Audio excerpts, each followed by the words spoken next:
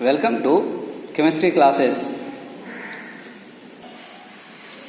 Dear students, आपके पास जो videos जा रहे हैं उसका नोटशीट आपको तैयार करना है और जब स्कूल प्रबंधन और मैनेजमेंट आपसे डेट देकर कॉपी मंगवाएगी तो आपको उस कॉपी को भेजनी है। वो आपका नोटशीट यहाँ पर रिमार्क्स डाले जाएंगे और फिर आपको दिया जाएगा। यह डेट स्कूल प्रबंधन द्वारा आपके गार्जियंस को भेज दिया जाएगा। अपने गार्जियंस को कंसर्न में लेकर उनसे बात करें और उनको कहें कि अपनी कॉपी आपको भेजनी है कहाँ, स्कूल में। Okay, now we should talk about the latent heat. मैंने इससे प्रीवियस वीडियो में लैटेंट हीट के बारे में आपको बताया था। So one of the most important question for you, why the temperature of melting of ice doesn't rise even though heat is being supplied continuously। अगर मेल्टिंग देखना है आइस का तो कहता है does not rise even through the heat is being supplied. लगातार उसको temperature देने के बावजूद क्या होता है कि वो मेल्ट तो करता है लेकिन टेम्परेचर राइजिंग नहीं दिखाता है। वाई? तो इसका कारण मैंने कल बताया था आपको लैटेंट हीट के बारे में प्रीवियस वीडियो में। इन केस ऑफ आइस मैंने लिखा यहाँ पर, आइस के केस में देख रहे हैं सॉलिड से जाना है उसको लिक्विड में। So ice is a solid substance, so has the particles of the ice attract one another with the strong forces.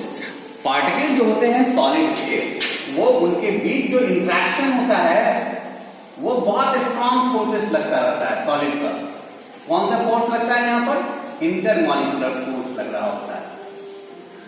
यह इंटरमॉलिक्यूलर फोर्स इतना ज्यादा स्ट्रॉन्ग होता है कि उसको अपार्ट होने नहीं देता, अलग नहीं होने देता। So as the particles of ice attract one another with the strong forces, this forces of attraction hold the particle closely. और इसी फोर्स के कारण वो एक दूसरे से बहुत नजदीक होते हैं। The heat which we supply to ice, जब हम हीट सप्लाई करना शुरू करते हैं कहां पर? आइस को देना शुरू करते हैं तो क्या होगा? During the melting is all use to overcome the forces of attraction between ice particle. तो क्या होता है कि जैसे जैसे हीट इसको सप्लाई होता है वैसे वैसे इसका अट्रैक्शन फोर्स को कम किया जाता है, मतलब इसको अपार्ट किया जाता है, दूर करना होता है। तो जैसे ही टूटने लगता है वो धीरे धीरे लिक्विड में बदलने लगता है, so that it becomes somewhat loose, इससे वो लूज होने लगता है एंड फॉर्म लिक्विड वाटर। और वो किसमें कन्वर्ट हो जाता है? लिक्विड में कन्वर्ट हो जाता है। क्योंकि मैंने आइस दिया था इससे मैंने लिखा यहाँ पर liquid water. This heat doesn't increase the kinetic energy. यह हीट केवल फोर्सेस को क्या कर रहा है?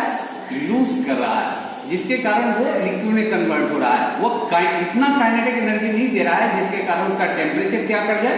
राइज कर जाए। So the particles hence no rise in the temperature take place during the melting of ice। क्या कहा जा रहा है कि kinetic energy of particle hence no rise in temperature, उसके टेम्परेचर में परिवर्तन नहीं ला रहा है, takes place during the melting। इसका मतलब था आइस धीरे धीरे क्या हो रहा था, उसके पार्टिकल्स स्ट्रॉन्ग फोर्सेस कमजोर पड़ रहे थे और वो मेल्ट कर रहा था किसमें? वाटर में। But when all ice has melted, लेकिन जैसे ही सारे आइस मेल्ट कर जाएंगे to form water, और वो किस में बदल जाएगा? वाटर में। further heating increase the kinetic energy। अब उसका लगातार क्या होगा? टेम्परेचर मिल रहा था तो उसके मॉलिक्यूल्स के बीच में इंट्रैक्शन होगा। जो मॉलिक्यूल था वो वाटर में चेंज किया, अब इसको जो मॉलिक्यूल्स को मिल रहा है जिसके कारण काइनेटिक एनर्जी यहाँ पर क्या बढ़ रहा है? बढ़ता जा रहा है। The kinetic energy of the water particles due to which the temperature of water starts rising। अब टेम्परेचर क्या होगा? राइज करेगा, धीरे धीरे टेम्परेचर क्या करना शुरू करेगा?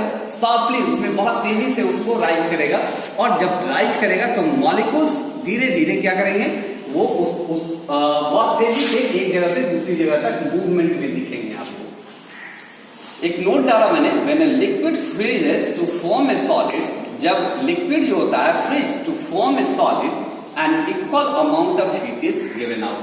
तो इक्वल अमाउंट में हीट जो होता है उसको दिया जा सकता है। कहता है व्हेन लिक्विड फ्रीजेस, जब लिक्विड को फिर फ्रीज करना होता है to form a solid, solid में लाना होता है, the equal amount of heat is given out. तो तो उसमें से उतना ही अमाउंट में हीट अगर देंगे तो वो क्या हो जाएगा, एक से दूसरे में चेंज करेगा। Okay, thank you very much.